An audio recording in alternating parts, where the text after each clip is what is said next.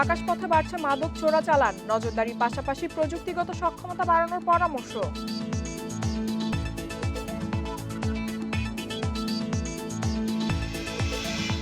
Google, Amazon ও ফেসবুকের নিবন্ধন বাধ্যতামূলক, বকেয়া সহ সব রাজস্ব আদায়ে এনবিআরকে নির্দেশ।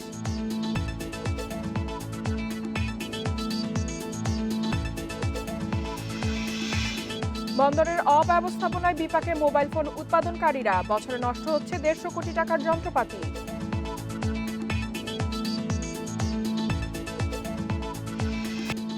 সবাইকে আমন্ত্রণ অর্থনীতি সারাদিনে, আপনাদের সাথে আছে আমি ইফা। তারা এতক্ষণ শুনছিলেন শিরোনাম, এবারে জানাবো বিস্তারিত। সম্প্রতি দেশের বিমানবন্দরগুলোতে বেড়েছে মাদক চোরাচালান। আইন শৃঙ্খলা বাহিনীর হাতে আটকের ঘটনাও ঘটছে অহরহ। বিমান কর্তৃপক্ষ বলছে চোরা কারবারিদের আটক করতে নিরাপত্তা আরও জোরদার করা হয়েছে। এভিয়েশন বিশেষজ্ঞরাও বলছে নজরদারি বাড়ানোর পাশাপাশি অত্যাধুনিক যন্ত্রপাতির সক্ষমতা বাড়াতে হবে। দেশের বিমানবন্দরগুলোতে প্রতিনিয়ত স্বর্ণ চোরা কারবারি আটকের ঘটনা ঘটলেও সম্প্রতি ধরা পড়ছে মাদকের চালান। সড়ক ও নৌপথে আইনশৃঙ্খলা বাহিনীর তল্লাশি বাড়ায় আকাশপথ বেছে নিচ্ছে মাদক কারবারিরা। গত ৯ অক্টোবর হযরত শাহজালাল আন্তর্জাতিক বিমানবন্দরে ১,৮৭৮ পিস ইয়াবাসহ একজনকে আটক করা হয়। এদিকে চলতি মাসে সৈয়দপুর ও যশোর বিমানবন্দর থেকে সরাসরি কক্সবাজারে ফ্লাইট চালু করা হয়েছে। তবে এসব বিমানবন্দরে নেই মাদক শনাক্তকরণ যন্ত্রপাতি। হেল্ড মেটাল ডিটেক্টর যেটা আছে সেটাও আছে। আমরা সেগুলো দিয়ে আমাদের এখন কার্যক্রম নিরবিচ্ছিন্নভাবে এবং নির্বিঘ্নে আমরা চালাই নিচ্ছি। টামিয়া বিল্ডিংয়ের ভিতরে আমরা ইয়াবা আটক করলাম। তো এই বিষয়ে আমাদের এই আটকগুলি করতে পারলাম কারণ আমাদের সিকিউরিটি সিস্টেমটা আগের চেয়ে অনেক ভালো। কেউ যদি কোনো অনিয়ম করে বা কোনো দুর্নীতি করে, কেউ মানে রেহাই পাওয়ার কোনো উপায় নেই। এভিয়েশন বিশেষজ্ঞরা বলছেন যশোর, সৈয়দপুর ও কক্সবাজার বিমানবন্দরগুলো সীমান্তবর্তী হয় মাদকের চোরাচালান বাড়ার আশঙ্কা রয়েছে। তাই অভ্যন্তরীণ বিমানবন্দরগুলোতে প্রযুক্তি সক্ষমতা বাড়াতে হবে। টেকনাফ থেকে কক্সবাজার হয়ে এই রুটগুলো চোরাচালানের কাজে ব্যবহার করা হয়, কিংবা যদি এই রুটগুলো দিয়ে মাদক দ্রব্য পরিচালনা করা হয়, তো এটা কিন্তু একটা মারাত্মক হুমকি হয়ে দাঁড়াবে। প্রত্যেকটা বিমানবন্দর কর্তৃপক্ষ এই চোরাচালানের বিষয়গুলো বা মাদক দ্রব্য চোরাচালানের ব্যাপারগুলোর জন্য তাদের মাথায় রাখেন। মাদকসহ চোরাচালান ঠেকাতে উন্নত প্রশিক্ষণের উপরও জোর দিয়েছেন এভিয়েশন সংশ্লিষ্টরা। Sohel Rana, Independent news, Dhaka. Google, Amazon ও ফেসবুকের নিবন্ধন বাধ্যতামূলক। এদের কাছ থেকে বকেয়া সহ সব রাজস্ব আদায়ে এনবিআরকে নির্দেশ দিয়ে হাইকোর্টের পূর্ণাঙ্গ রায় প্রকাশ করা হয়েছে। বৃহস্পতিবার হাইকোর্টের পূর্ণাঙ্গ রায় প্রকাশ করা হয়। বাংলাদেশের জনগণের ন্যায্য পাওনা রায়ের পর্যবেক্ষণে উল্লেখ করা হয়েছে। এর আগে হাইকোর্ট ভ্যাট ও শুল্ক আদায়ে কয়েক দফা নির্দেশনা দেওয়ার ব্যবস্থা দেওয়া হয়। এদিকে ফেসবুক, গুগল, অ্যামাজন ও এ জাতীয় অনাবাসী ব্যবসা প্রতিষ্ঠানগুলো তাদের ব্যবসার বিপরীতে কত টাকা ভ্যাট বা মূসক দিচ্ছে তা জাতীয় রাজস্ব বোর্ডকে জানানোর জন্য নির্দেশনা দিয়েছে বাংলাদেশ ব্যাংক।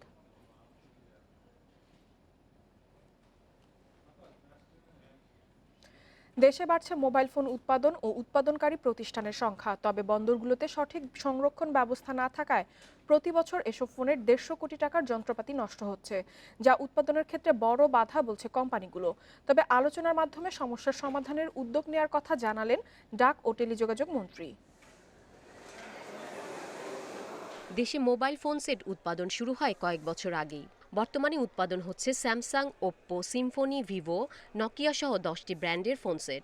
সম্প্রতি চালু হয়েছে শাওমি ব্র্যান্ডের কারখানাও। ডিরেক্ট এবং ইনডিরেক্ট মিলিয়ে শাওমিতে 2000-এর মতো কর্মসংস্থান হয়েছে।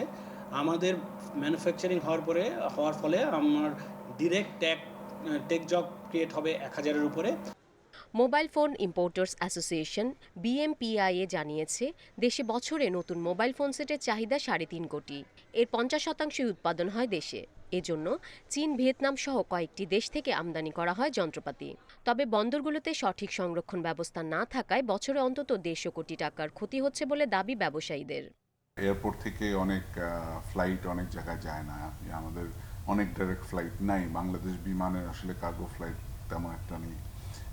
অনেক থার্ড পার্টি কার্গোর সাথে আমাদের কাজ করতে হয়। এয়ারপোর্টের ইনফ্রাস্ট্রাকচার এখনো ওই রকমভাবে ইকুইপ না। টেকনোলজি ভিত্তিক টেলিকমিউনিকেশন বা ছোট ছোট পণ্যগুলোকে সিকিউর করার জন্য, যে আমাদের রাতে ফ্লাইট আসে, ফ্লাইট থেকে নামে, এই ধরনের জিনিস, বৃষ্টিতে, ইভেন সামান্য বাতাসের সাথে আসলেও এই ধরনের কোরেশনের একটা প্রবলেম হয়।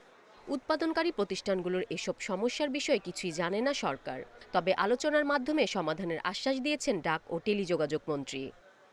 বন্দরের সুবিধাগুলো, এগুলোর জন্য আমাদের উৎপাদকদের সাথে আমরা কথা বলবো, তাদের যেসব বিষয়গুলো আছে আমাদের দিক থেকে যেটুকু সাপোর্ট দেওয়ার এইটুকু আমরা দেব, কিন্তু কাজটা তো আমাদের না, আমাদের কাজ হলে আমরা করে দিতাম। বর্তমানে দেশে বছরে ৮,০০০ কোটি টাকার মোবাইল ফোন সেট উৎপাদন হয়, যার বেশিরভাগই স্মার্টফোন।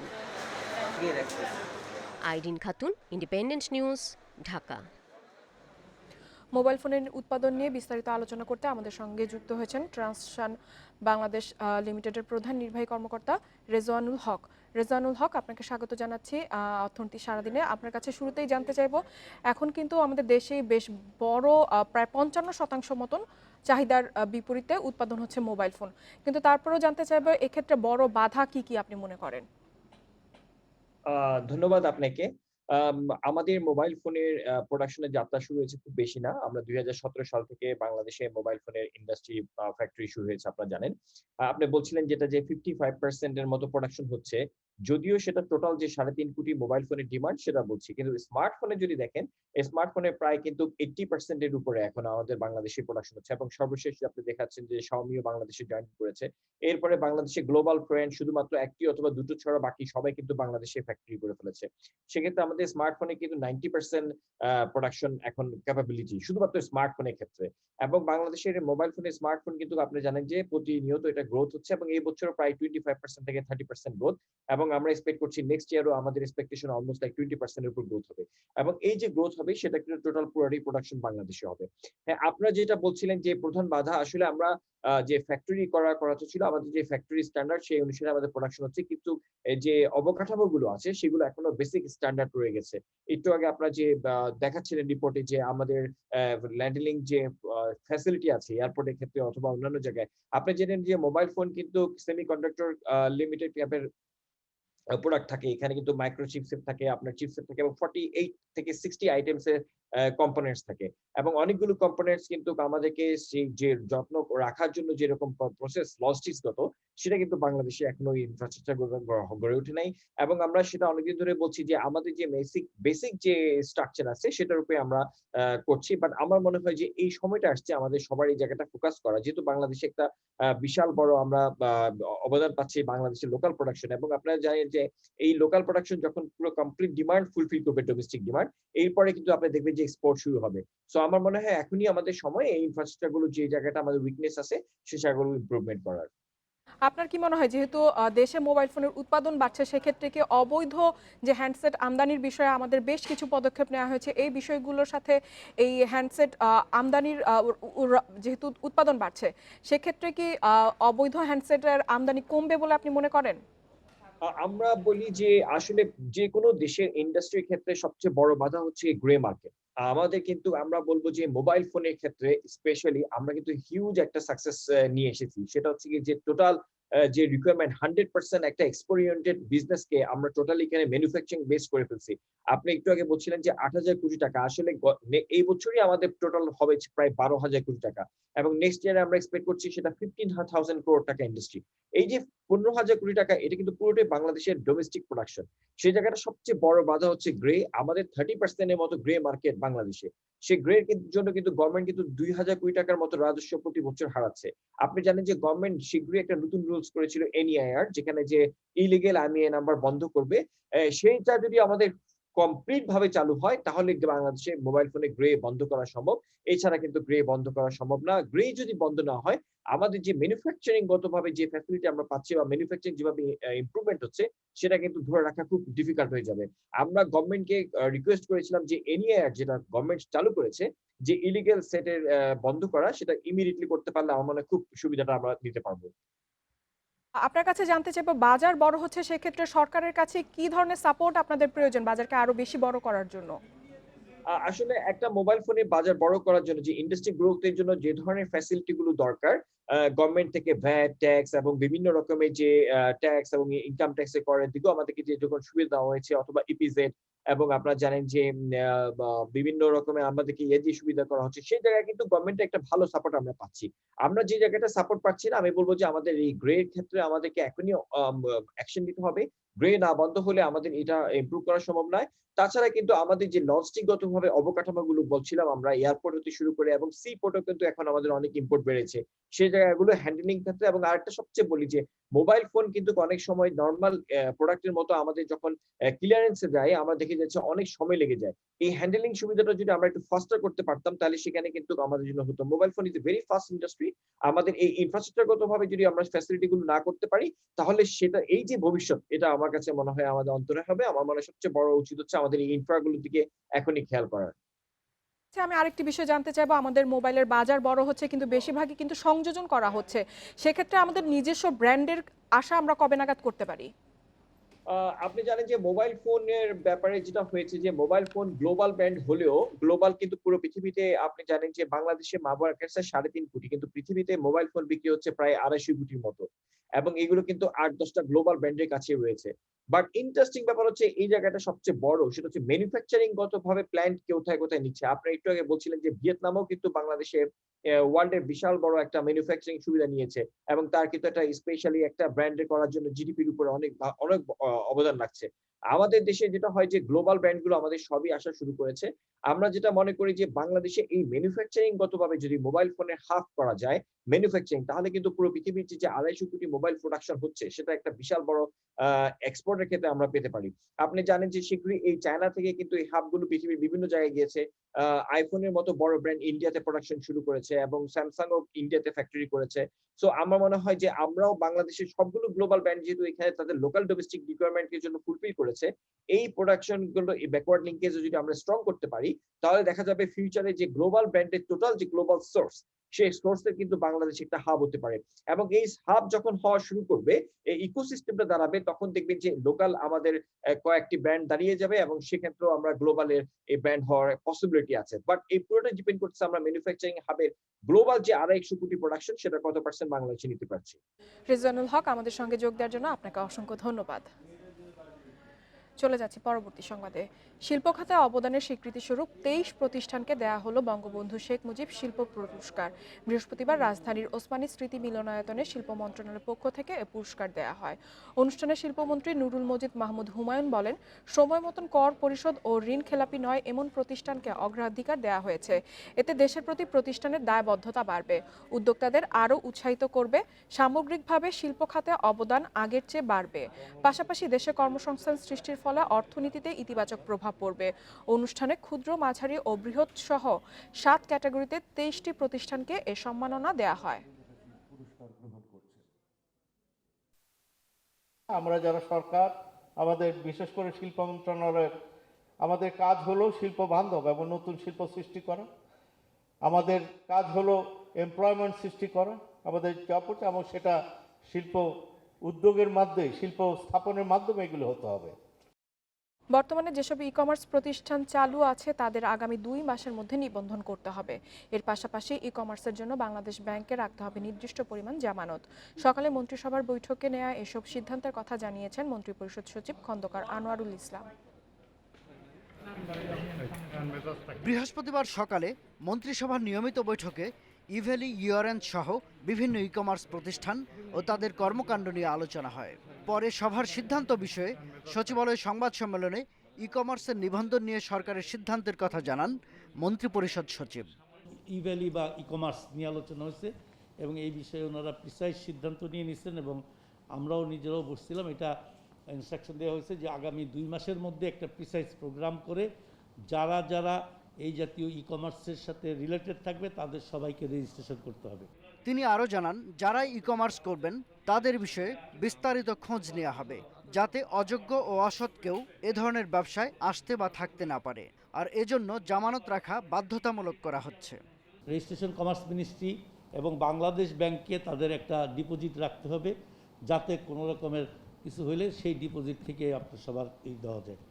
আর আমাদের এফআইইউ, তারপর অন্যান্য ডিজিটাল যে আমাদের প্ল্যাটফর্ম, মানে মনিটরিং প্ল্যাটফর্মগুলি আছে এবং ইন্টেলিজেন্স, তাদেরকে ক্লিয়ার ইনস্ট্রাকশন দিয়ে দেওয়া হয়েছে, তারাও এগুলোর ক্যারেক্টার অ্যান্টেসিডেন্টস সব চেক করে দেখবে, যাতে কোনো ফলস কেউ করতে না পারে। অনিবন্ধিত কোনো ই কমার্স প্রতিষ্ঠান থেকে কেনাকাটার দায় ক্রেতাকেই বহন করতে হবে বলে সতর্ক করেন মন্ত্রিপরিষদ সচিব। এর বাইরে কারোর সাথে কোনো ট্রানজ্যাকশন করবেন না। শাহাদাত Swapan, independent news, Dhaka.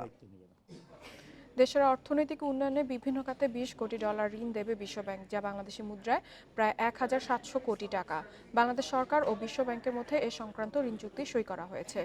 Recovery and advancement of informal sector employment প্রকল্পের আওতায় এ ঋণ দিচ্ছে বিশ্বব্যাংক। অর্থ মন্ত্রণালয়ের আর্থিক প্রতিষ্ঠান বিভাগের আওতাধীন পল্লী কর্মসহায়ক ফাউন্ডেশন এবং প্রবাসী কল্যাণ ও বৈদেশিক কর্মসংস্থান মন্ত্রণালয়ের আওতাধীন ওয়েজেস আর্নার্স কল্যাণ বোর্ড প্রকল্পটি বাস্তবায়ন করবে। করোনায় ক্ষতিগ্রস্ত শহরাঞ্চলের নিম্ন আয়ের স্বল্প শিক্ষিত যুব সম্প্রদায় এবং উদ্যোক্তাদের অর্থনৈতিক অন্তর্ভুক্তি কর্মসূচির আওতায় নিয়ে আসতে প্রশিক্ষণ, সফলভাবে শ্রমবাজারে প্রবেশ তথ্য এবং ঋণ সহায়তা দেওয়া হবে।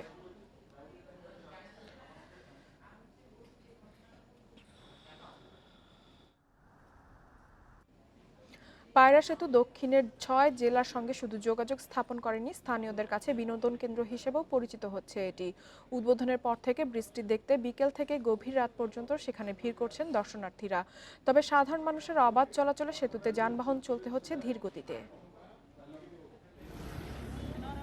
উদ্বোধনের পর থেকেই বন্ধু-বান্ধব কিংবা স্বজনদের নিয়ে এক নজর পায়রা সেতুটি দেখতে আসছেন অনেকেই। কেবল সিস্টেমে তৈরি এই সেতুতে লাইটিং ব্যবস্থা রাতে তৈরি করে দৃষ্টিনন্দন পরিবেশ, যা এখন স্থানীয়দের বিনোদন কেন্দ্র। শুধু পটুয়াখালী নয়, আশপাশের জেলা থেকেও সেখানে যাচ্ছেন অনেক দর্শনার্থী। এত বড় একটা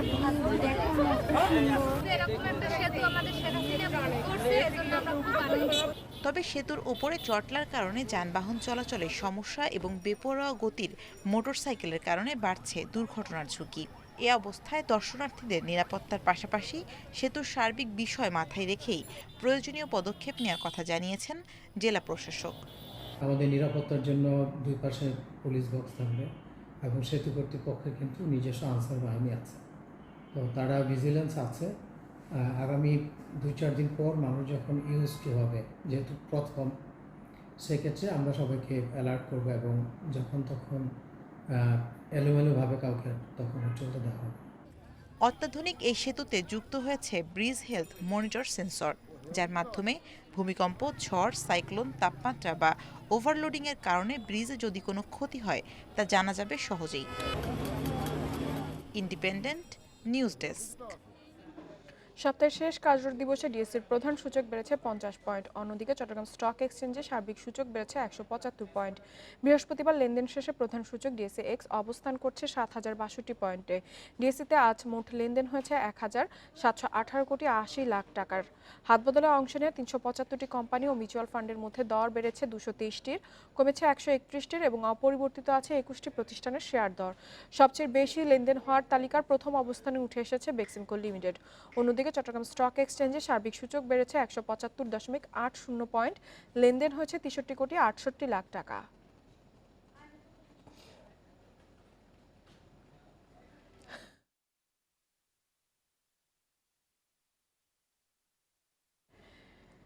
এবার জানাবো বিশ্বের প্রধান মুদ্রার সাথে টাকার আজকের বিনিময় হার। দর অপরিবর্তিত রয়েছে। যুক্তরাষ্ট্রের ডলারে বিনিময় হয়েছে 85 টাকা 65 পয়সা।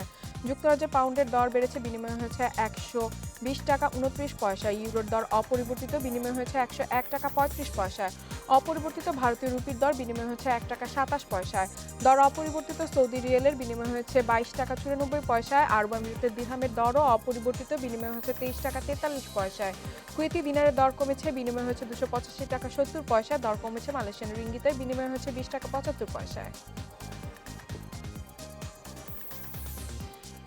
এই ছিল অর্থনীতি স্বাধীনের আজকের আয়োজন। ইন্ডিপেন্ডেন্ট টেলিভিশনের সব খবর আরও জানতে চোখ রাখুন ফেসবুক, ইউটিউব এবং টুইটারে। আমন্ত্রণ আমাদের পরের আয়োজনে।